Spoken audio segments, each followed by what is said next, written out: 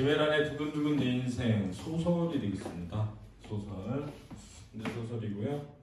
사실 이제 소설이 있고 그걸 영화화했죠. 이런 걸 각색이라고 합니다. 각색. 하고요. 시나리오는 당연히 상영을 목적으로 하게 되죠. 그렇죠? 그래서 상영이라고 하는 것이 가지고 있는 상영 시간의 제한이 있습니다. 그래서 소설보다는 좀 압축적이죠.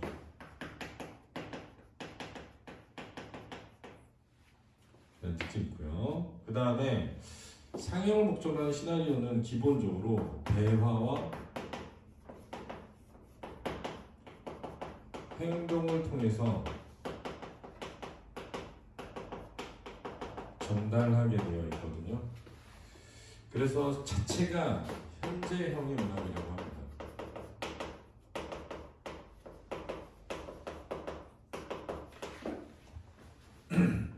그래서 이게 이제 어떤 차이점이 생기는 거냐면 소설은 서술자가 있고요. 이 서술자가 이야기를 전달하죠. 근데 시나리오는 서술자가 없단 말이에요. 그러니까 등장인물이 직접적으로 사건을 전달해야 되는 거죠. 제재는 이제 졸업 중에 열린 소년의 성장, 죽음을 다루고 있고 가족의 사랑과 소년의 성장과 죽음을 다루고 있는 그런 작품이 되겠습니다. 아마도 이제 소설과 시나리오를 비교하는 그런 문제가 출제될 가능성이 굉장히 높죠. 그래서 그런 부분을 잘 체크해야 됩니다. 실제 나이는 16살이지만 선천성 조로증으로 신체 나이는 80살이 넘는 신체 나이는 실제 나이랑 신체 나이 소년 아름이 이제 30살이 된 젊은 부모 대수와 미라 이들은 함께하는 하루하루를 소중히 여기며 씩씩하고 밝게 살아가고 있습니다. 병원 밖으로 나온 뒤 슬쩍 어머니의 소매를 잡아당겼다. 엄마, 응? 사람들이 우리를 봐요. 어머니는 아무렇지 않게 대꾸했다. 내가 너무 이쁜가 보지. 기믹긴 얼굴에 거만한 미소를 띠고 서였다. 눈가에는 두껍게 칠한 파운데이션이 주름을 따라 눈바닥처럼 갈라져 있었다. 어머니는 오래 일해 남자처럼 뼈마디가 굵어진 손으로 내 작은 손을 꼭 감싸쥐었다. 자, 네 동그라미 치면 시점이 뭐니? 1인칭. 1인칭 주인공 시점이 되어 있습니다.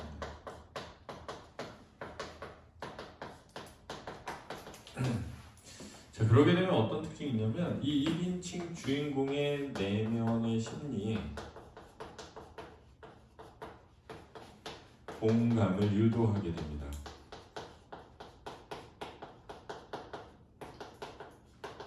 그렇죠? 그렇죠? 그런데 시나리오는 기본적으로 3인칭 관찰자 시점에 가까워요.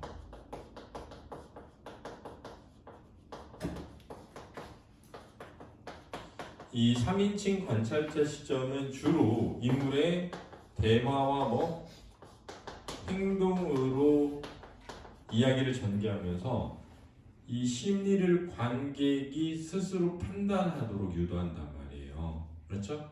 그러니까 뭔가 그 인물의 세부적인 심리를 드러내는 것이 쉽지가 않습니다.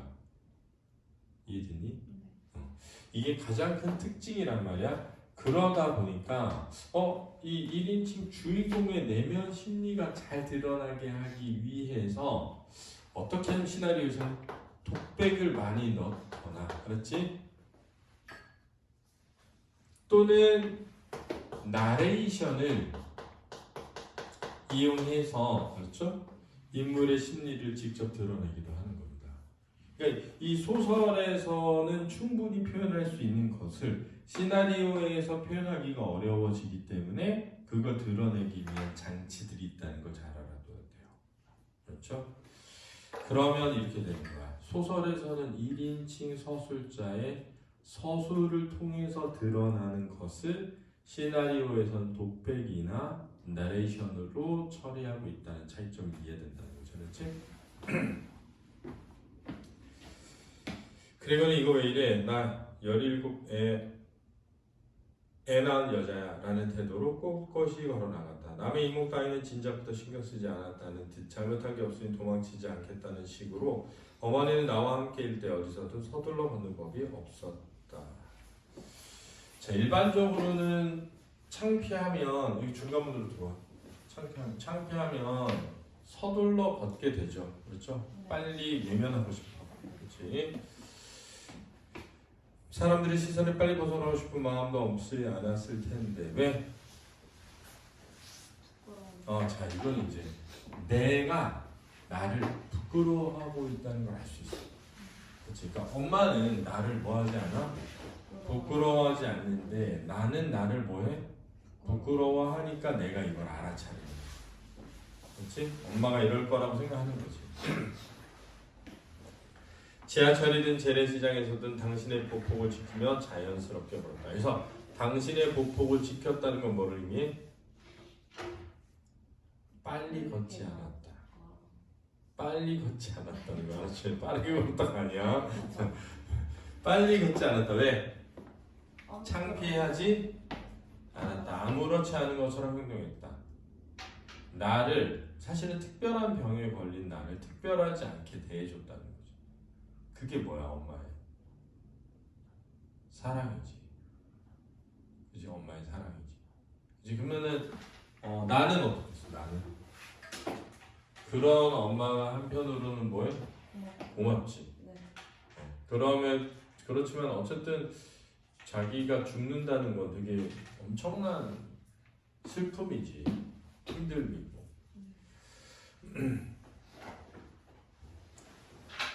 오히려 재촉하는 것은 내 쪽이었다. 어머니 곤란을 조금이나마 덜어드리고 싶어서 걸핏하면 치맛자락을 잡아 끌고 냈다.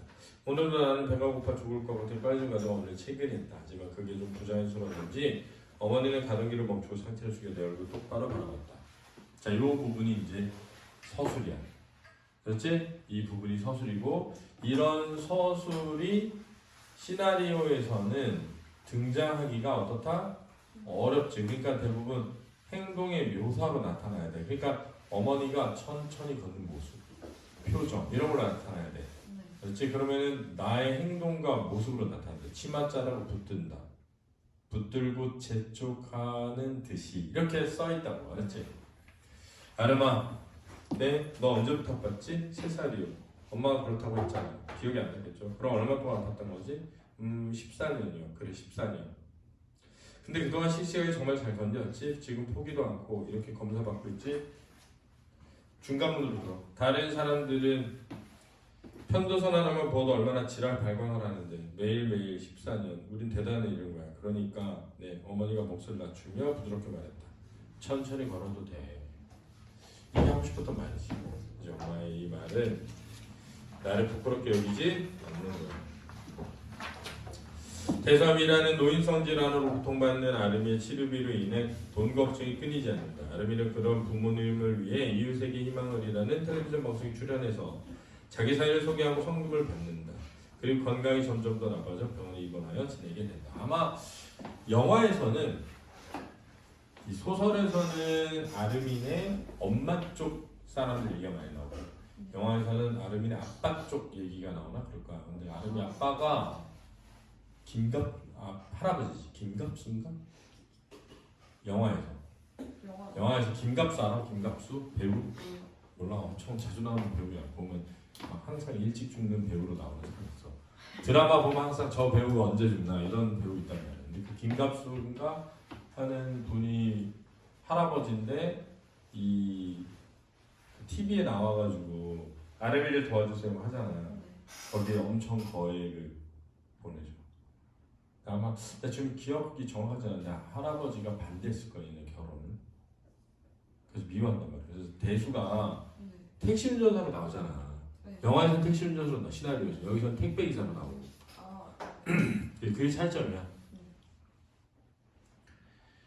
아름이 그런 부모님을 위해 이웃에게 희망을 낸 텔레비전 방송에 출연해 자기 사연을 공개하고 성공을 받는다. 그리고 건강이 점점 더 나빠져 병원에 입원하여 지내게 된다. 그의 편지가 도착한 건 이틀 뒤였다. 메일 제목은 이게 뭐야? 안티프리즈가 뭐야? 얼어붙지 말라고? 그냥 좀 넘어져도 다시 일어나는. 아 넘어져도 다시 일어나느냐? 네, 그런. 아니 프리즈가 얼음 아니야? 그쵸.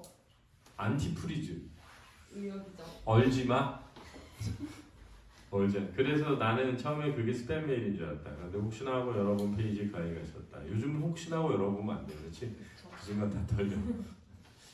최근에 문자 중에 뭐 많이 나왔냐면 비트코인 한 3억 원어치가 너의 계좌에서 있는데 그거 소멸된다. 맞아요. 확인하려고 이걸 눌러라. 이렇게 많이 나온다. 그런데 그랬다. 아니 발신 시간 하루 전 자정 괴롭히기도 있었다. 아름에게 안녕, 나는 이사라고 해. 17, 너랑 같은 나이야. 그리고 나도 너처럼 머리카락이 없지. 그렇게 된 지 한참 됐어. 엊그제 이웃에게 희망을 보고 편지를 써. 네 주소를 방송국을 통해 알았어. 혹시 기분 나빴다면 미안해. 제작진이 처음에 안 가르쳐주려고 하는 걸 설득해서 받아냈어. 아마 나도 나쁜 아이라는 걸 알고 알려준 것 같아. 이게 시나리오에서 어떻게 나오지? 비슷하게 나와요. 그래? 네 글을 쓰는 이유는 전해주고 싶은 말이 있어. 그날 너는 네가 완전한 노인도 완전한 아이도 아니라고 힘들다고 했지. 너무 빨리 먹은 시간들이 네 속에 가득 구겨져 있다고. 네가 작가 언니를 통해 그래도 지혜가 더 오래 살았을걸요? 라고 말했을 때 웃었어. 중간문으로 들어와. 들어와. 너만큼은 아니어도 일부 영어처럼 느껴지는 시간들에 대해서 나도 조금은 알고 있거든. 그리고 괜찮다면 네 속의 시간들에 대해 내가 다른 의미를 붙여주고 싶었어. 처음에 떠오르는 단어는 한라산, 뭐 백두산도 괜찮고 그냥 높은 산인데 예전에 지리 시간에 그런 얘기를 들었거든. 그 산은 너무 높아서 고도별로 다른 꽃이 핀다고. 같은 시간 한 공간 안에서 절대 살 수 없는 식물이 공존한다고 말이야. 그곳에는 사계가 함께 있어. 여름에도 겨울이 있고 가을에도 봄이 있대. 무슨 비유나 상징이 아니라 실제로 말이야. 그래서 내 멋대로 그렇게 정했어. 남들은 너를 조로라고 부르지만 나는 그냥 너를 산이라고 부르겠다고. 그리고 음악 하나. 맞아, 선물. 행운을 빌어.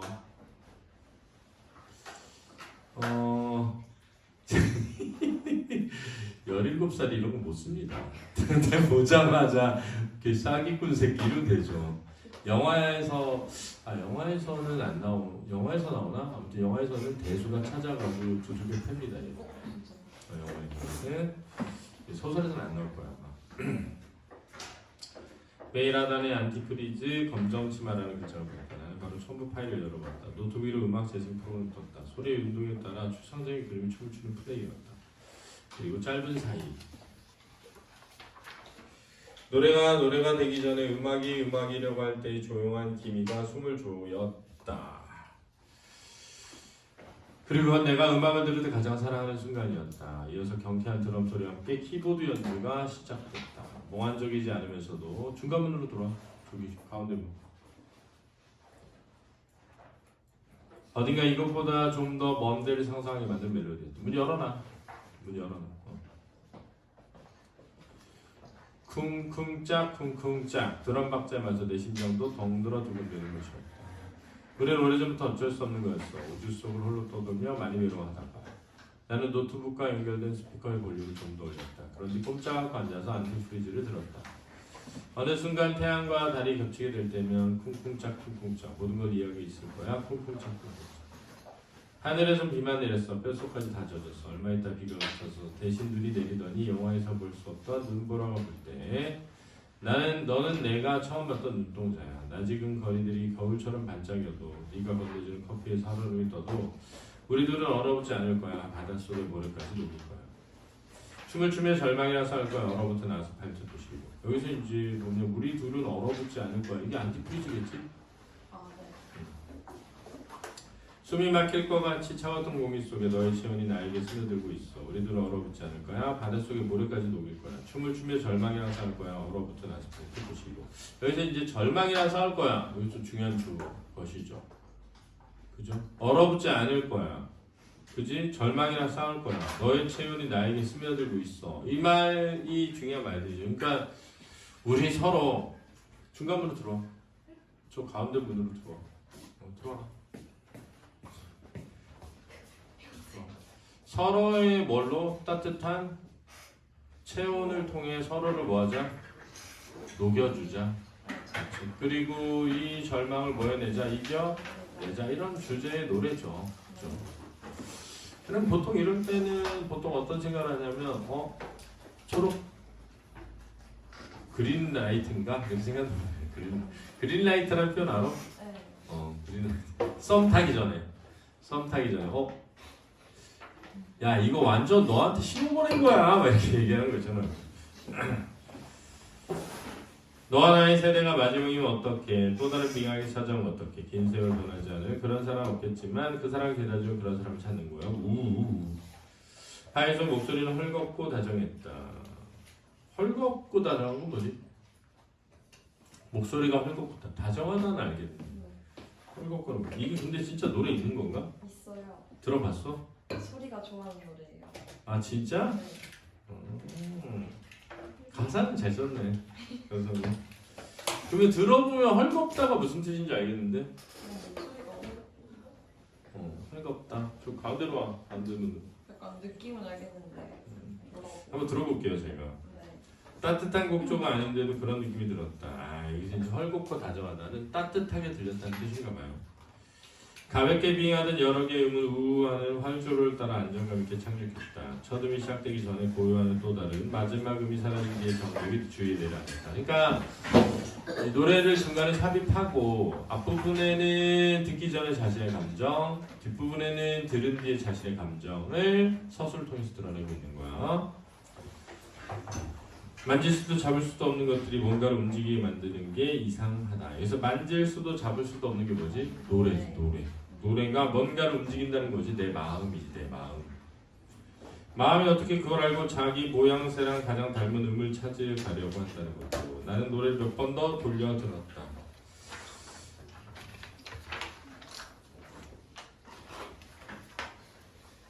가사도 근사하고 보컬 형의 목소리도 담담하니 딱 내가 좋아하는 스타일이었다. 이거 남자 노래인가 보네요. 아 감정치마는 남자. 그래. 들어와. 앉아. 베개 아무 데나 눌렀어요.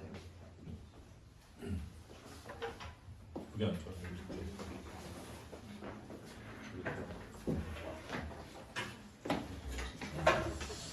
잠깐 기다려 얘들아. 아니 사실 나는 편지를 여는 순간부터 이미 이 노래를 좋아하기로 마음 먹고 있었는지도 몰랐다. 왜? 왜? 그 사람이 보낸 글을 읽고 좋아하는 마음이 생겼죠. 왜냐면은 자신이 너무 빨리 늙어버려서 자신을 부끄러워하고 있었는데 나는 빨리 늙은 게 아니라 여러 계절이 한 몸에 들어있는 거야 이렇게 표현한 거잖아. 오 진짜 완전 낭만적인 거지. 표현 자체가. 야 여자가 나한테 이런 얘기 해줘봐. 그럼 진짜 바로 연락처를 보내주시오 이렇게 하겠죠. 그야 남행열차나 차표 한 장을 보내갔다 하더라도 마찬가지였을 거다. 그래서 남행열차나 차표 한 장은 뭘 의미해? 어른들이 좋아하는 알았지? 자기 생각에는 후진 노래일 수 있지. 어른들이 좋아하는 자기 생각에는 후진 노래가 왔더라도 나는 좋아했을 거라는 거. 왜? 그 애가 좋았으니까. 그 애가 보낸 글이 좋았으니까. 자 이렇게 그 애를 좋고 좋아하고 괜찮은 애로 꾸며야 나중에 실망감이 뭐해져? 커지는 거죠. 그죠? 나는 모니터 속에 메일을 꼼꼼하게 다시 읽어봤다. 안녕 나는 이서야라고 해. 17 너랑 같은 나이야. 네 속의 시간에 대해 내가 다른 이름을 붙여주고 싶었어. 여름에도 겨울이 있고 가을에도 봄이 있대. 그 아이의 목소리가 내 속에서 메아리쳐 자꾸 울렸다. 이걸 반복하는 이유는 뭐지? 감동의 크기를 드러내기 위해서. 그렇지? 그래서 그의 말대로 내가 정말 산이라도 된 기분이었다. 같은 나이야. 봄이 있대. 내 또래 여자에게 그런 메시지를 받아본 건 태어나 처음이었다. 남자아이였다면 그랬으면 달랐을까? 아마 달랐을 거다. 부끄럽지만 사실 그랬다. 그렇죠. 뭐 부끄러워. 인류의 공통적인 거예요, 이거. 그렇죠. 이성에 대한 끌림은 이거 그냥 뭐 정말 인간이 인간의 모습을 갖추기 전부터 가지고 있었던 건데 극복이 안 되죠. 그 아이는 왠지 여느가 뭐지? 보통의 달라 보였다. 그렇다고 내가 10대 소녀들에 대해 잘한다는 말은 아니지만 그 아이의 글에서는 어떤 특별하고 친숙한 시간성이 느껴졌다. 자 여기서 시간성 뭐야? 삶의 경험. 그렇지, 삶의 경험. 나이듦. 중간으로 들어와. 중간으로. 나이듦. 이해됐어? 네. 근데 여기서 뭘 이해해야 되냐면 지금 생각할 때는 잘 들어봐. 사실은 나이가 어리질 않단 말이야. 신현생이 느껴지지. 네. 근데 이제 여기서는 이제 동질감 같은 거죠. 어떤 면에서. 왜냐하면 내가 어린 몸이지만 나이가 늙어버린 것과 같은 병을 앓고 있다라는 것에서 오는 동질감 이렇게 얘기할 수 있지. 앉을 데가 없어? 옆방에 102호에 가서 하고 있어. 아울러 그건 17의 시간도 20살의 시간도 아니었다. 그건 혼자 오래 있어본 사람의 시간이었다. 혼자 오래 있어본 사람만이 뭐였냐면 느낄 수 있는. 그나저나 이 아이는 어쩌다 이렇게 조숙한 시선을 갖게 된 걸까? 조숙한 거야. 저기 가 있어. 102호. 102호에 가 있어. 나는 그 아이의 문장을 눈으로 만지고 고민했다. 그러자 곧 단순 명료한 답이 수면 위로 내려앉는 낙엽처럼 내 가슴을 떨어졌다. 아팠으니까. 어느 작가의 말대로 아픈 사람 다 늙은 사람이니까. 그런데 무슨 병을 앓고 있는 걸까? 머리카락이 없다는 걸로 봐서 가벼운 병은 아닌 것 같은데.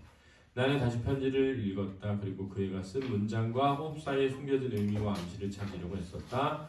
다시 보고 또 봐. 몇 구절은 외워버릴 정도였다. 까지. 공감을 하고 있는 거죠. 그렇죠?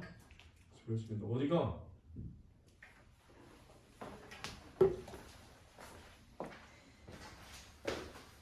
자, 두근두근 내 인생. 합쳐서 내근이네요. 내근.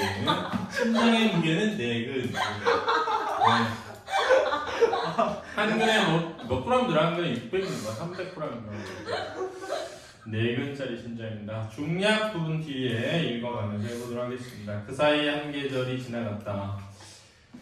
우리가 주고받은 편지, 즐겨 농담, 나눠들은 음악 속에서 꽃이 지고 나무가 여위어 갔다. 이건 이제 계절의 변화를 뜻하는 거고요.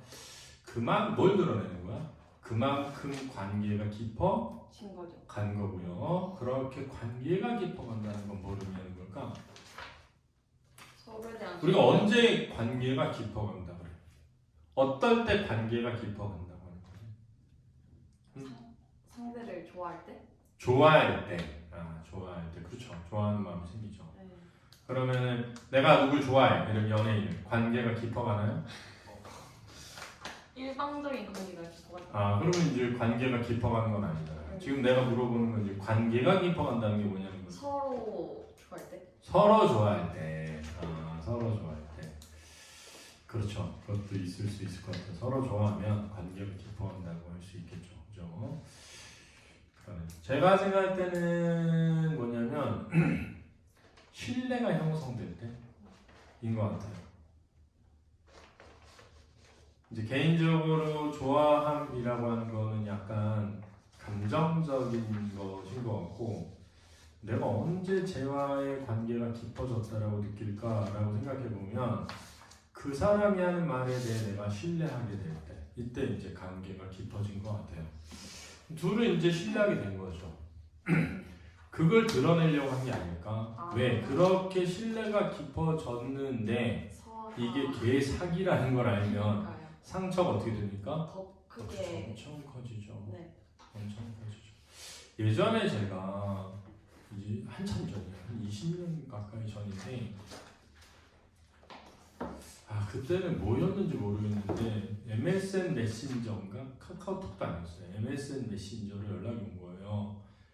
선생님 안녕하세요. 잘 지내셨죠? 이러면서. 네. 근데 딱 보니까 그 얼굴 들어보니까 여자가 그네를 타고 있는 거였어요. 네. 근데 되게 예쁜 여자가. 근데 이런 여자를 가르쳐 본 적이 없거든요. 그래서 누구세요? 그랬더니 혹시 뭐 세일학원의 국어 안지레생 아니신가요? 맞는데 그랬더니 선생님 제가 선생님 엄청 좋아했는데 막 쓰는 거야. 그래서 내가 뭐라 그랬냐면 잘못하셨을 겁니다.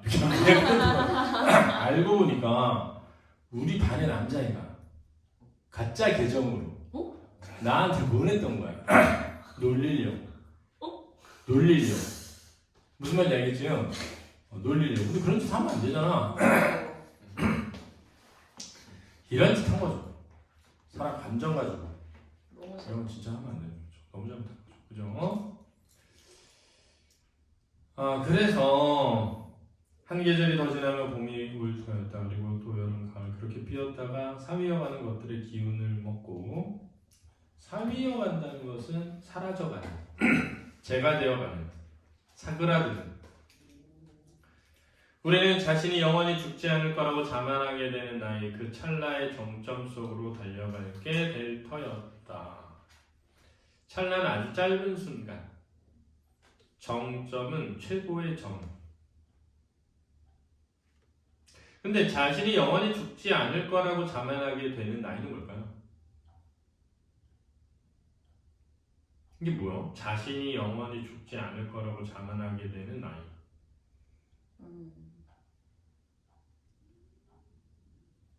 응? 너가 네. 그런 생각해? 아니요. 무슨 생각해? 저 언젠가 죽겠죠?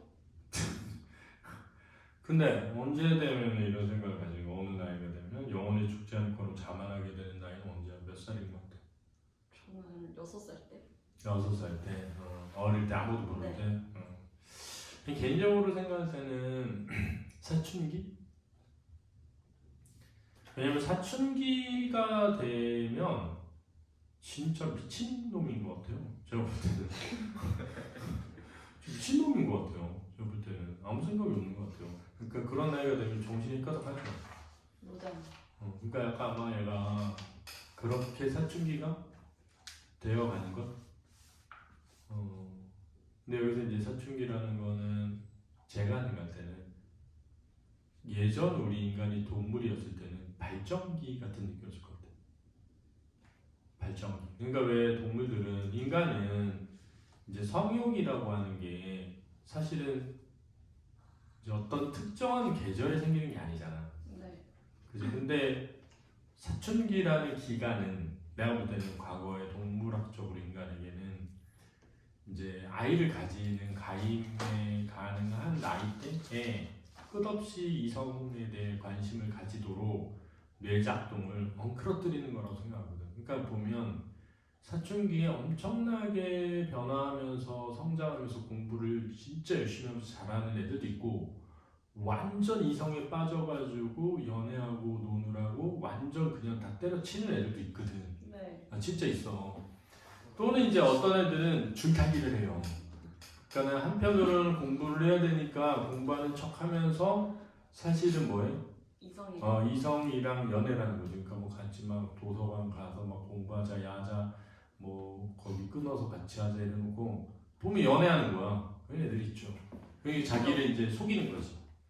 공부한다 이렇게 하면서 연애하는 거지 속으로는. 그게 이제 그 나이거든. 그럼 그 나이는 생각해봐. 내가 지금 이 여자애한테 미쳐 있는데 이 남자애한테 죽음 따위로 무슨 생각을 왜 해? 그러니까 얘는 지금 늘 언제 죽을지 모르는 생각을 하다가 자기와 같은 나이 또래 여자애가 자기를 이해해주는 말을 하고 편지를 보내고 음악을 같이 듣고 그런 거잖아.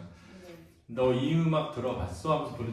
너무 좋다. 그래서 이 음악도 들어봐. 하면서 진짜 나 완전 이 음악만 하루에 100번 들었어. 이런 얘기 하면 네. 마음이 막 싱숭생숭하면서 난 언제 죽을까 이런 생각 안 하게 되잖아. 그 정점으로 가는 거죠. 하루 또 하루 갔다 나는 그전보다 그에 대해 더 잘 알게 되었다. 그러니까 이상하게 아는 게 많아질수록 궁금한 게 더 늘어났다. 이걸 이제 러브라고 하죠. 러브는 아는 게 많아지는데 궁금한 게 더 많아지는 거야. 그렇지? 그의 가치관이나 신조같이 거창한 건 아니었다. 그의 혈액형, 신발 사이즈, 좋아하는 색깔, 아끼는 물건, 싫어하는 과목 같은 게 알고 싶었다. 그러니까 저런 거 누가 하나 싶던 인터넷에 떠도는 백문백답 같은 것 말이다. 한번 그걸 복사해 그에게 정말 보낼 뻔도 했다. 수없이 그러지 말자 결심했으면서 어느 날엔 포털 사이트에 그의 아이디를 검색해 본 적도 있었다. 이 메일 주소 하나로 그 사람에 관한 몇몇 정보를 구할 수 있다는 사실을 알고서였다. 하지만 검색창에 뜨는 건 아무것도 없었다. 잠시죠. 가상의 인물이. 그렇죠. 가짜라는 걸 암시하고 있는 거야. 아니야, 좀 하나 정도 나와야 되잖아. 그지? 김희서 이렇게 해가지고 내가 막 검색해서 막 돌리면 막 인스타그램 막 나오는 한 30개 나오는 거 중에 얘다! 막 이렇게 하는 게 있어야 되잖아. 그쵸. 그래서 들어가 봤더니 막 남친과 같이 가는 곳 막 이렇게 있어. 아 이렇게 돼야 되는데 없는 거지 지금. 어느 쇼핑몰에서 뭘 샀다든가 어떤 영화평을 남겼다든가 소속된 커뮤니티는 어디 가든가 하는 사소한 단서조차 없었다. 전화번호를 물어볼 엄두는 내지 못했다. 거리를 지키는 게 좋을 것 같았고 이게 이 거리가 뭐야? 관계에서의 거리감이죠. 이런 거 왜 지키는 게 좋을 것 같다는 생각을 하게 되지? 우리가 누군가와 가까워지려면 멀어질 것을 각오해야 돼.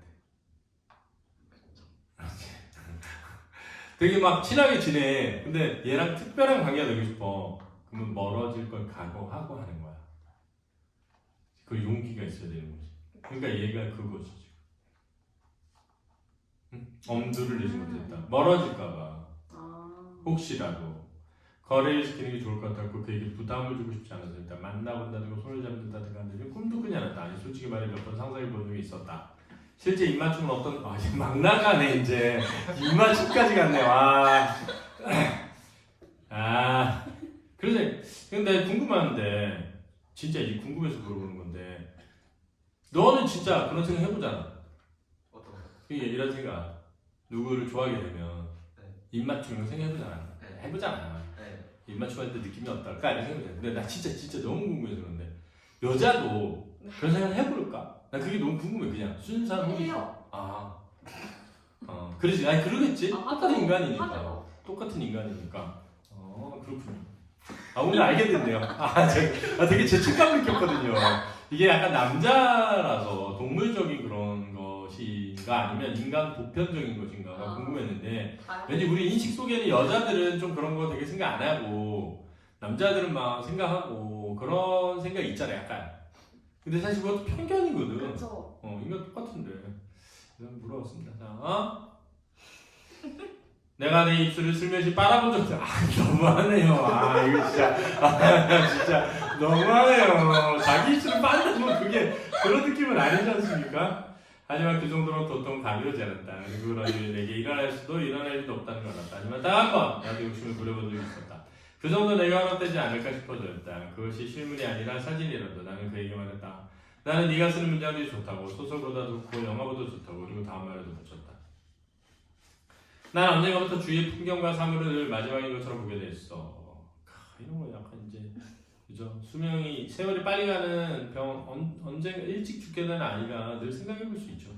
그건 마지막에 그것들을 늘 처음 보는 것처럼 본다는 뜻이지. 마지막인 것처럼 본다는 건 늘 처음 보는 것처럼 본다는 뜻이래. 역설적 표현이죠. 네. 마지막인 것처럼 보게 되는 건 늘 처음 보는 것처럼 보는 것이다. 역설적. 얻은 얘기를 미안하. 하지만 요즘 네 글을 보고 그런 생각이 들었어. 눈 멀기 전에 봐둬야 할 것을 봐두자 생각했는데 봐도 좋을 것을 보아 다행이라고. 그리고 오랫동안 망설이다 이 얘기를 해. 괜찮다면 네가 마음에 드는 사진 한 장 보내줄 수 있겠니? 아프기 전의 모습이나 어렸을 때 사진도 좋아. 네가 어떻게 받아들일지 모르겠지만 이 얘기를 하지 않으면 후회할 것 같아서 이렇게 무례한 부탁을 한다. 혹 거절한다고 해도 절대 성의하지 않을게. 야, 이거 진짜 지금 이제 영화에서는 시나리오에서는 이런 얘기 없거든요. 그쵸. 근데 소설에서는 이런 거예요. 진짜 이런 거 생각하면 안 되지만 딱 한 번만이라도 한번 사진에라도 좋으니까 한번 키스해보고 싶은 거죠. 그런 거잖아요 지금. 이거 한번 보내주면 안 되니까. 근데 나 여기서 진짜 이 새끼 진짜 개새끼는 아닌데 이 새끼 보세요. 어릴 때 사진에 그럼 어릴 때 사진에 뽀뽀하겠다는 거잖아. 이건 진짜 너무하네요. 무슨 새끼 너무 있는. 그렇지 않아요? 이게 지금 그런 거잖아요. 지금 앞에도 그렇게 말했잖아요. 난 지금 그래도 한 번이라도 사진에라도 한번 내가 뽀뽀 한번 해보고 싶다. 그 다음에 얘한테는 사진 보내줘 이런 거잖아요. 어린. 와, 진짜 변태 새끼 진짜. 나 진짜 진짜 너무하네. 답장은 며칠째 오지 않았다. 왜? 가짜니까. 그렇죠. 이게 중요한 거죠. 사실은 가짜니까. 그다음에 난 전전반칙 하다가 전전반칙이 뭐죠? 좀. 잠 못 들어 네. 뒤척이다. 이게 같은 말 써보세요. 전전불매라고 합니다. 전전불매. 그러니까 어떤 애가 뭐 불매 운동하는 거예요? 이런 미친 새끼야. 불매가 뭐냐면 꿈을 꾸지 못하자 잠들지 못하다예요. 전전은 뒤척이다, 굴르다, 뒹굴다. 두 차례 걸친 사과 편지를 보냈다. 왜? 아 미안해, 내가 괜히 사진 보내달라고 했어. 그래서 요즘에 이 가스라이팅의 시작이 이거죠. 가스라이팅의 시작이 뭐냐면 막 대화를 하다가 나 진짜 궁금해서 그러는데 처음에는 그냥 네 손 사진 하나만 보내주면 안 돼? 뭐 이런 식으로 시작한단 말이에요. 그럼 점점 조금씩 뭐해? 요구를 해. 그래서 이제 얼굴 사진까지 딱 오면 이제 완전 끝나는 거예요. 그래서 저도 손님 아들한테 무조건 절대 누구한테도 그런 걸 요구하거나 보내주지 마라 그러거든요. 진짜 있어요. 그래서 이걸 몸캠 피싱이라고 해요. 몸캠 피싱. 자기가 아닌 걸로 남자한테 사진을 보낸 다음에 그 남자 사진을 받아. 그런 다음에 그 남자의 친구들한테, 가족들한테 이 사진을 보내겠다고 협박해서 돈 드는 거예요. 몸캠 피싱이라고 합니다. 이게 진짜 위험한 거죠. 물론 그 뒤로 소식 안감했다. 나는 머리통 감싸는 내가 왜 그랬을까라고 생각했다. 그죠. 괜히 뽀뽀한 거 사진에 보고 봐가지고 진짜 욕심이 모든 걸 그르쳤다는 생각에 우울했다. 나는 며칠 동안 내가 보낸 편지에 묶여 있었다. 이게 무슨 말이야? 편지에 묶여 있다는. 계속 그 편지가 신경 쓰여. 그렇죠. 그 편지에 신경이 쓰여서 다른 걸 하지 못했다. 밥을 먹을 때도 물리시러 그럴 때도 변기 앉아서도 그의 생각이 났다. 진짜 이거 진짜 똥 싸면서 생각하는 건 아니지 않나요? 진짜 똥 싸면서 생각하는 건? 너무하네요. 그리고부터 나는 편지를 쓰는 일보다 답장을 기다리는 훨씬 더 힘들다는 것을 깨달았다. 반시는 혼자 할 수 있는 거지만 수시는 그러지 못했다. 보낸 사람과 만든 사람 적어도 그렇게 둘 이상 있어야 하고 받는 사람 최소한 자기가 뭘 받았는지 알아차려야만 가능한 일이 바로 소통이었다. 가만히 있었으면 아무 일도 안 생겼을 것을 말 그대로 내가 뭔가 했기 때문에 일어난 일이었다. 그것도 손이나 발이 아니라 마음을 사용해서 한 일. 그게 또 마음이라 처방할 약으로는 상대방의 마음만한 것이 없는. 나는 그에게 무슨 일이 생긴 건 아닌지 뒤척였다. 아무리 씩씩한 사람이라도 하루에도 몇 번씩 절망과 희망사가 오가지 않으면 안 되는 게 여기 규칙이니까. 어느 순간 근거 없는 낙관 따위 발로 빵 걷어차버리고 싶어진 게 아닐까 생각되다. 하나를 놓고 보니 모든 것을 놓고 싶어지니까. 그리고 나중에 나도 포함돼 있을까 봐. 나도 빵 걷어차는 것을 포함될까 봐. 이런 거죠. 걔는 내가 비관의 끝을 잡고 거의 타치했을 쯤. 나 이제 까였을 거야. 이런 거죠. 괜히 덤볐다가 뒤늦은 앞으로 전했다. 누가 보면 연애도사라도 할 만큼 아슬아슬한 타이밍이었다. 이 연애도사라 할 만큼 직위법인데 뭐죠? 뭐의 고수? 연애. 아니죠. 형 뭐의 고수라고 몰라요? 이게 진짜 큰일 났네. 밀당. 그렇죠. 밀당의 고수죠. 나는 받은 편지함의 목록에 뜬 그 이름을 뚫어지게 들어갔다. 보는 순간 가슴이 철렁지만 다들 반가움이라고 하면 복잡한 느낌이 들었다. 왜죠? 내용을 뭔지 모르니까 두려움도 있고 기대도 있죠. 나는 그에게 복수심을 느끼고 있을 때 예상하지 못한 감정이었다. 이게 왜죠? 늦게. 괜히 그죠. 괜히 상처받았다 그죠. 지 혼자. 그쵸.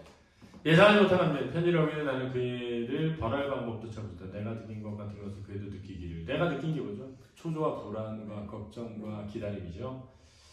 내가 겪은 것 같은 걸 치사하게 말이야. 그래 내가 대강 무시무시한 걸 겨울했다. 나 지금 엄청 화났어. 너는 그걸 알아요. 그러니까 이 편지를 내일 읽을 거야. 진짜. 이게 요즘은 이거 뭐 내일 읽을 거야는 완화됐거든요. 근데 이런 거 있죠. 내가 계속 보냈는데 걔가 막 무시해. 읽씹을 해. 근데 그러다가 이제 너무 화가 나서 이제 단절이야. 이제 끝났어. 난 감정 조정이 다 됐어. 그랬는데 딱 온 거야. 그래서 어떻게? 나 이거 내일 지을 거야. 이런 거지. 로그아웃해서 들어가서 본 다음에 로그아웃해서 이제 일단 이런 거였죠. 그 로그아웃이 아니고 비행 모드로 딱 바꿔. 비행 모드로 바꿔 이제 들어. 그래서 글을 봐. 그런 다음에 나와. 그 다음에 하루 있다가 보면 걔가 궁금해하겠지. 보는 사람은 아무 생각이 없어. 일이 읽었는지 안 읽었는지 몰라. 진짜 이런 거죠. 매일 읽고 싶은 마음을 참는 데는 거의 초인적인 힘이 필요했다. 이 말은 그만큼 궁금함을 그냥 기다렸던 거죠. 말하는 동안 나는 높은 곳에 얼씬되지 않으려 안경을 썼다. 일주일 내내 뭐야 이러니까 벌써 약자가 된 것 같잖아. 울적했는데 이 잠깐의 소소하고 달콤한 권력을 손에서 놓고 싶지 않았다. 이 권력이 뭐지? 그러니까 자기가 연락을 안 해. 그렇죠. 연락을 하지 않음으로 인해서 상대방에게 마음을 휘둘 수 있다는 착각이죠. 수신하게 눌러봤을 때 읽지 않음이라는 표시가 뜨는 걸 보고 그 애가 느낄 실망과 초조한 동안 놓치지 않고 싶었다. 이게 이제 복수의 내용이죠. 네. 그런 상상을 한다는 것 자체가 이미 게임에서 졌다는 걸 알려주는 실험줄도 모르고도 말이다. 하지만 그 기다림은 걔랑 거의 고통에 가까운 거였다. 내가 벌하고 있는 건 결국 그 애가 아니라 누구야? 나 자신이었다. 그럴 때 또 이상한 내가 그 형벌을 즐기고 있다는 거였다. 하지만 아무래도 좋다. 만일 이게 병이라고 해도 적어도 내가 겪은 그 어떤 병보다 나는 이걸 좋아할 준비가 되어 있었다. 사실 이제 조로증이라고 하는 게 엄청난 병이죠. 어떤 병은 꼭 겪어봐야 살 수 있으니까 감기나 홍역 또는 놀다 생긴 찰과상처럼 아프지 않고 자랄 수 없다는 걸 알려주는 병도 있으니까 그 중에 하나가 뭐냐면 사랑의 병이죠. 그죠? 누군가 좋아하고 그러다가 마음에 상처를 입고 그런 걸 겪어야죠. 친구끼리도 있잖아. 쟤랑 되게 친했는데 어느 날 쟤랑 멀어지고 이런 거 있잖아. 다음날 아침 나는 어머니가 자리를 뜨자마자 노트북을 열었다. 여름에게 답장이 늦어 미안해. 그 사이 큰 수술을 받았어. 와 작업 오지다. 이번이 두 번째야. 결과는 괜찮다고 하는데 믿을 만한 얘기인지 모르겠어. 우리 아버지는 전에도 엄마에게 자주 거짓말 했거든. 나한테 이거 하지 마라 저거 하지 마라 잔소리 엄청 하면서 재밌는 날 만날 담배 피고 술 마시고 그러고 사람은 시간을 통해 배우는 반드시 뭔가를 배우진 않는가 봐. 그렇게 몸에 나쁜 걸 왜 하시나 싶다가도 담배 한 모금에 아버지가 진정되는 걸 보면 가끔은 우리 몸이 조금을 좋아하고 있다는 느낌도 들어. 심지어 여기 의사 선생님도 아주 골치야. 이상하지? 이상한 거 투성인 것 같아 세상은. 사진 망설였어. 하지만 나만 너의 얼굴을 아는 거. 왜 알아? TV에 나왔으니까. 불공평한 일이겠다 싶어. 나는 네 목소리 들고 표정 나르고 심지어 네 부모님까지 봤잖아. 그래서 부족하지만 이 사진을 보내. 내 딴에 용기를 내니까 투정하지 않겠다. 그럼 오늘도 너희 눈에 봐야 할 것, 봐도 좋을 것들이 가득 차는 하루가 되기를 바랄게. 매일 하나의 그림 파일을 클릭했다. 큼직한 이 사진 하나가 화면 위로 후룩 펼쳐졌다. 사진 속에 단풍처럼 작고 귀여운 손이 클로즈업 돼 있었다. 푸른 하늘을 배경으로 마치 해를 만지려는 듯 팔을 쭉 뻗은 모습이었다. 손이 어리다. 그림자 탓에 선명해 보이진 않지만 딱 봐도 앳된 손이 분명했다. 사진의 상태는 그리 좋지 못했다. 화도가 떨어지는 구식 디지털 카메라를 찍은 듯했다. 왜? 그냥 어디 돌아다니는 걸 캡처했나 봐요. 그쵸? 화면 찍기? 그럼 뭐라 그러지? 화면 캡처, 스크린샷 이런 거 한 거죠. 하지만 그 투방은 오래된 질감의 요래 정다운 느낌을 주었다. 이런 거는 이제 그런 거죠. 뭘 보내도 좋죠. 지금은 뭘 보내도 긍정 마인드로 다 해석할 마음이 돼 있는 거죠. 싫어만 아니면 되는 거죠. 싫어만 아니면 되는. 야, 그럼 이제 손해하나요? 커버를 좀 안타깝네요. 손해하겠네요. 그렇잖아요. 여기 나왔잖아요. 나는 그아이 한쪽 손을 한참 걸었다. 그리고 어느 순간 모니터에 내 손을 간단히 갖다 댔다. 그래서 그 아이 손과 내 손이 어렴풋이 포개졌다. 컴퓨터 열기 때문인지 액정기로 온기가 전해졌다. 변태네요, 변태. 변태. 모니터에 손 대고 싹. 그녀의 손 이러면서 막 제가 같잖아. 이런 거 느끼겠죠? 중간 부분의 줄거리 텔레비전 방송의 연출자 승찬이는 아림에게서 서아의 얘기를 듣고 그들의 삶을 방송에 소개한다고 말한다. 아림은 서아가 싫어할 것 같아 걱정하면서도 방송을 통해 서아 만날 수 있을지 모른다는 기대를 한다. 이틀 뒤 그에게 답장이 왔다. 지난번 어머니 얘기했을 때보다 다소 누그러진 말투였다. 하지만 그 담담함이 나는 좀 불안했다. 아림에게 서아랑 승부를 오랫동안 바라봤어. 알겠니? 너가 나를 그렇게 불러준 건 이번 처음이라는 거. 너도 하기 어려운 일이었을 텐데 마음을 열어줘서 고마워. 그리고 우리 서로 하나씩 질문하기로 한 거 있지 않았지? 지난번에 내 물음에 내가 대답했으니까 이번엔 네 차례인 것 같아. 기분 나빠하지 말고 들어주면 좋겠어. 나는 늘 네가 하는 말을 내가 하는 말이냐 듣고 있거든. 그래도 혹시 불편하다면 굳이 대답해주지 않아. 정말로 서운해하지 않을게. 하루마 너는 언제 살고 싶니? 서아에게 사실 좀 당황했어. 만일 다른 사람이 그랬다면 분명 거절했겠지. 네가 공부하는 거니까 대답해줄게. 그리고 나 화 안 났어. 그럼 일단 생각나는 대로 말해볼게. 우리 집에 황토 쌀 독이 하나 있어. 이른 아침 오늘 밥을 하려고 거기서 쌀을 풀고 나는데 그때 나는 어렴풋이 부엌에서 세워놓은 독두꺼운 닫히는 소리가 좋았어. 그 소리를 들으면 살고 싶어졌지. 상투적인 멜로 영화 예고편 그런 걸 봐도 살고 싶어지고 재밌는 오락프로 하면서 내가 좋아하는 연예인이 지치는 엔드비를 던질 때 그때 나는 살고 싶어져. 열거법이죠? 다 어떤 경우야? 일상적인 거죠. 이 중요한 거예요. 네. 동네 구멍가게 무뚝뚝한 주인 아저씨, 그 아저씨 드라마를 보다 오는 것을 보고 살고 싶다고 생각한 적도 있어. 그러니까 뭐랄까. 그러니까 또 뭐가 있을까. 그리고 여러 가지 색깔이 뒤섞인 저녁 구름, 그걸 보면 살고 싶어져. 처음 보는 예쁜 단어, 그걸 봐도 나는 살고 싶어지지. 다음 막다 어른들의 나이를 듣게 학교 운동회가 나면 축구가 잘고 밑줄이 많이 그어진 더러운 교과서, 경기에서 진 뒤에 우는 축구 선수들, 버스에서 시끄럽게 떠드는 여자애들, 어머니의 빗에 낀 머리카락, 내 머리맡에 아버지가 발톱 깎는 소리, 한밤중 윗집 사람이 굴리는 소리, 매년 반복되는 특징 없는 새 덕담, 오후 2시 라디오 프로그램에 전화를 걸어 말도 안 되는 성적을 우선하는 중년 남자, 내 상상의 속도를 넘어서며 새롭게 쏟아져 나오는 전자기기들, 한낮에 물리치료소 라디오를 통해 나름을 들려오는 복음성가, 집에 쌓인 영수주. 와 정말 많다, 그지? 아마 밤새도 모자랄 걸 아버지는 차차 알려줄게. 그러니까 뭐냐면 언제 죽을지 모르는 사람은 그냥 하루하루를 사는 것이 소중해지는 거지. 그러니까 오늘이 마지막이라고 생각하고 세상을 바라보니까 이런 게 다 보이는 거야. 그러니까 우리는 너 오늘 하루 뭐 했어? 그러면 기억이 안 날 수도 있어. 왜? 이게 마지막일지도 몰라 라는 생각을 보질 않잖아. 그지? 그럼 봐봐. 마지막일지 모른다고 하고 보잖아? 그럼 새로운 게 보여. 그래서 늘 처음 보는 거야. 그렇지? 내가 선생님 뭐 저 바뀐 거 없어요? 어떤 애가 그래. 안경을 바꾼 거야. 모르는데? 왜? 아 얘를 진짜 마지막으로 본다고 생각하면 뭔가 주의 깊게 보겠지. 근데 그러지 않으니까 새로운 걸 볼 수가 없지. 사실 우리는 매일매일 조금씩 달라지잖아. 네. 근데 우리는 그걸 알 수가 없지. 왜? 매일 봐서 앞으로도 볼 거라서 관심이 없거든. 그지? 별 관심을 두고 보질 않게 되잖아. 어쨌든 내 주위를 둘러싼 모든 것이 나를 두근대게 해. 아 그리고 하나 더 있다. 네가 보낸 편지. 그럼 또 쓸게. 잘 자. 뒤에 붙여야죠. 내 꿈꿔. 내 꿈꿔. 꿈속에서 만나. 그런 거 안 하네 요즘에. 저는 그런 건 해본 적 있어요. 전화하다가 잠들자. 집 전화기로 둘이 전화 막 하다가 진짜라고요? 네, 옛날에는 이제 집 전화만 있을 때, 핸드폰 없을 때 전화하다 잠들었어. 잠든 척. 물론 제가 먼저 잠들었죠. 좀 일찍 자기 때문에 전화 통화하고 싶은데 잠이 들어버렸어. 그리고 이랬다. 괜히 어느 날 말없이 연락을 뚝 끊었다. 몇 번이나 편지를 보내고 안부를 물어도 묵묵부답했다. 나는 혹시 그이가 승찬이 아저씨 연락을 받고 내가 완전히 떠나버린 것은 아닐까 걱정이었다. 혹시 그에게 절대 일어나면 안 되는 일이 일어나는 건 아니지 브라이트머니? 죽음. 뭐 죽으면 안 돼. 근데 사실은 뭐야? 현실은 뭐야? 그냥 가짜. 가짜라는 게 탄로라는 네. 거죠. 그죠? 그 사이 내 속에 얼마나 까맣게 타들어갔는지, 내가 얼마나 깊은 슬픔에 빠져 사는지 그런 것은 이야기하지 않겠다. 어쩌면 내가 내게 언제 살고 싶어지냐 같은 이상한 질문 던졌을 때 미리 알아챘어야 했는지도 모른다. 혹은 내게 손바닥 사진을 보내줬을 때, 혹은 그 전에도 알 수 있는 기회는 얼마든지 있었는지도 모른다. 그러니까 그냥 나를 가지고 정보를 캐내서 그걸 뭐 하고 싶은 게 있으니까 얘 심리는 뭐고 이럴 때는 어떻고 저럴 때는 어떤지를 알아서 적어놓은 다음에 이용해 먹으려고 하다 보면 이제 걸릴까봐 이제 그런 거죠.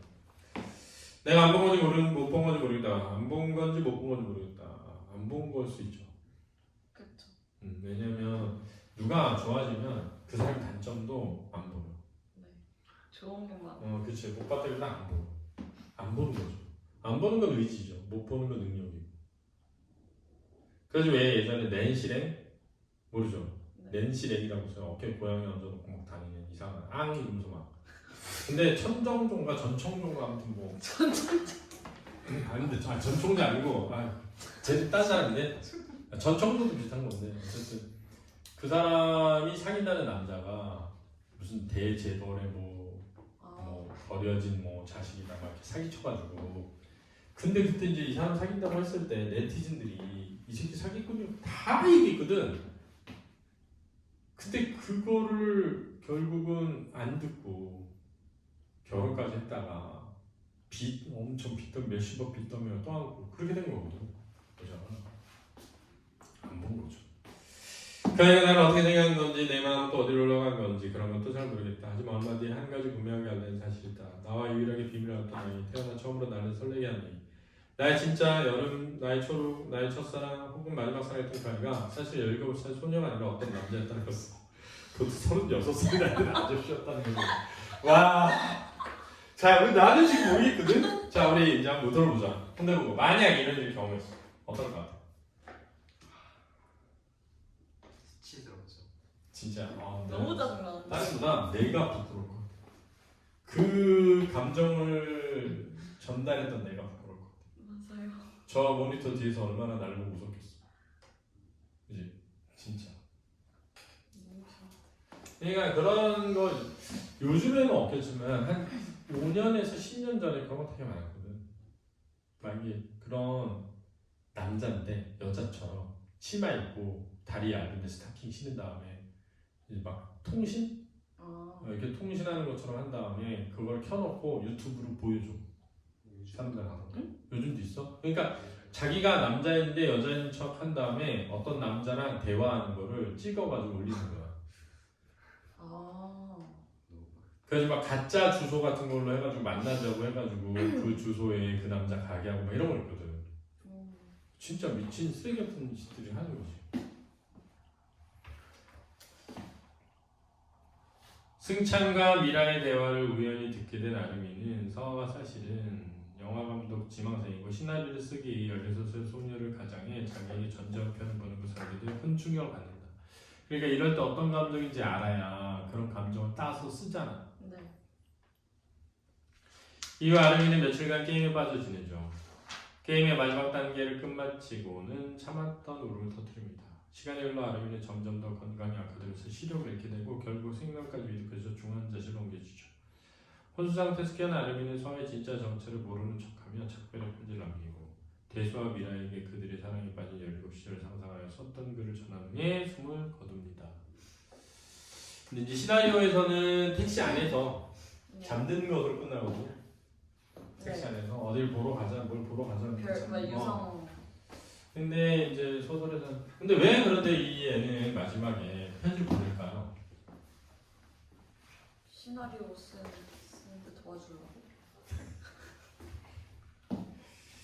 나는 그렇게 생각해. 나는 내 인생에 누군가 거짓으로라도 내 마음을 설레게 해준 기억이 있다는 게 분노가 아니라 생각해봐. 나의 감정은 사실은 순수한 거였잖아. 네.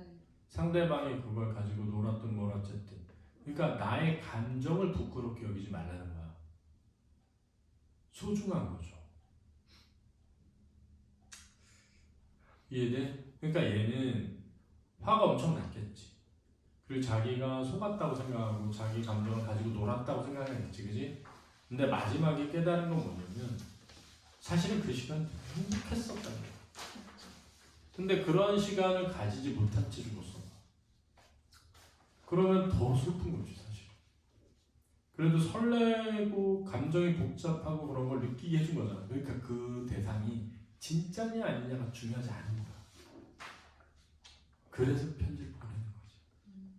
왜? 자기의 감정은 진짜였으니까.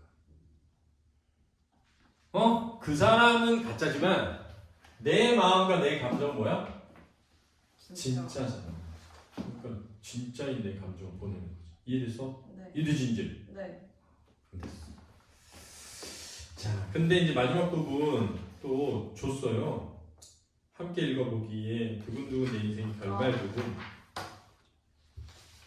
한번 같이 볼까요? 네.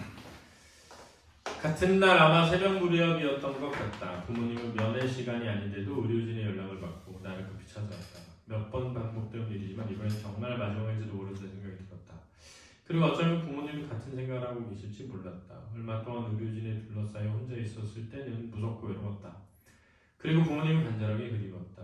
사람이 사람을 그 정도로 보고 싶어 할 수 있다는 게 믿기지 않을 정도로 거대한 그리움이었다. 그래서 병실에서 도착한 부모님의 목소리 들을 때 나도 모르게 어마어마한 안도감을 느꼈다. 평소에도 이런 일이 있었을 텐데 아마 죽음을 예감하기 때문에 더 그럴 수 있죠.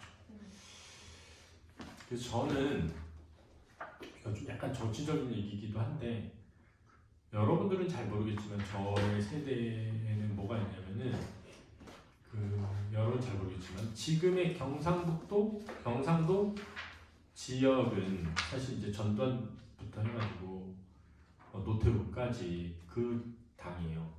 근데 이제 네. 경남 지역, 경상남도 지역의 부산 이쪽은 김영삼 대통령이라고 그 사람 이제 민주당을 만들어서 거기에 대표로 있었던 그런 정치 세력이거든요. 그다음에 이제 충청도 지역을 이제 맹주라고 한 사람이 이제 자민련이라고 하는데 그게 이제 총재를 했던 쉽게 말하면 그 박정희 때 총재까지 했던 김종필이라고 있어요. 근데 김종필, 김영삼, 노태우가 3당 합당을 합니다. 3당 합당. 네. 3당 합당을 할 때 사실은 그게 이제 어떻게 보면 정치적으로 김대중을 사실 김대중은 보수 정치인이라고 보수 개혁주의자라고 자기가 했는데 빨갱이로 몰면서 보수대연합이라는 이름을 붙여가지고 당을 만들면서 200석이 넘는 정당을 차지하면서 우리나라의 정치 구도가 굳어진 거예요. 그러면서 완전 그 뒤로는 보수 정당이 항상 선거에서 승리하는 형태로 갔는데 이번에 결과를 딱 보면 과거 90년대 군사독재 정권이 자신의 정치적인 생명력을 유지하기 위해서 만들었던 3당 합당 이후에 보수정당 우위의 이 구조가 깨진 그런 총선이었단 말이에요. 사실은. 근데 이제 그걸 왜 이제 스님이 얘기를 하냐면 여기에서 이제 어떻게 보면은 이 주인공 남자의 어떻게 보면 마지막 순간이거든요. 이 마지막 순간에 느끼는 감정인 거지 이게. 네. 근데 약간 나는 이번에 총선 보면서 그런 생각 좀 했거든요. 이게 뭔가 우리나라의 정치 구조의 마지막 어떤 순간을 본 것 같은 느낌? 마지막 순간은 안 와닿네요. 자, 안도가 느꼈대. 난 한 손으로 베개 밑을 가리켰다. 그리고 푸틴 입술을 조그맣게 움직였다. 어머니 아버지께 드린 선물이라고. 실은 예전부터 쓴 게 하나 더 있었는데 바보같이 지워버렸다고. 그때는 엄마 아빠가 미워서 그랬는데 지금 그렇지 않다고. 부족하지만 이게 당신들을 기쁘게 해줬으면 좋겠다고. 더 쓰고 싶은 얘기했는데 그러지 못했다고. 더듬더듬 천천히 말을 이었다. 왜? 기력이 이제 거의 다 쇠한 거죠. 왜? 노인이 된 거죠. 어떻게 보면 부모보다 더. 그리고 괜찮다면 그 원고를 지금 내가 보는 그 읽어달라고 했다. 아빠? 그래 아줌마. 저 눈이 멀고 나서야 평소에 내가 아빠 얼굴을 보는 걸 얼마나 좋아했는지 알았어.